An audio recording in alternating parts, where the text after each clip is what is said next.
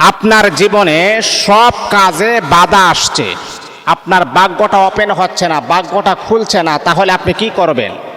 আমি আপনাদেরকে সাজেস্ট করব, যদি মনে করেন আপনি যেই কোনো কাজে ধরেন আপনার কাজটাই একেবারে মাটি হয়ে যায়, আর এর আগে যখন আপনি কোনো কাজে ধরতেন কাজটা ধরলে স্মরণ হয়ে যাইতো, আর এখন মাটি হয়ে যায়। আপনি যেই কোনো একটা ব্যবসার নিয়ত করেন, ব্যবসায় অ্যাটেন্ড হওয়ার আগেই আপনার স্বপ্ন চূর্ণ বিচূর্ণ হয়ে যায়।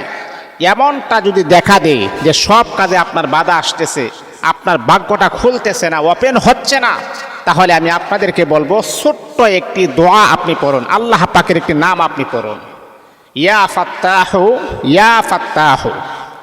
যদিও নামটা ছোট, কিন্তু সেই আমলটা এতটাই কার্যকারী, এতটাই পাওয়ারফুল। এই আমলটা যদি আপনি করেন তাহলে আপনার যত বাধাগ্রস্ত যত সমস্যা আছে, আল্লাহ পাক রব্বুল আলামিন বাধাগ্রস্ত সমস্যাগুলোকে আমার আল্লাহ সমাধান করে দিবেন। আল্লাহ আপনার রিজিকের দরওয়াজা বন্ধ করে দিবেন, আল্লাহ আপনার রিজিকের দরওয়াজা প্রশস্ত করে দিবেন।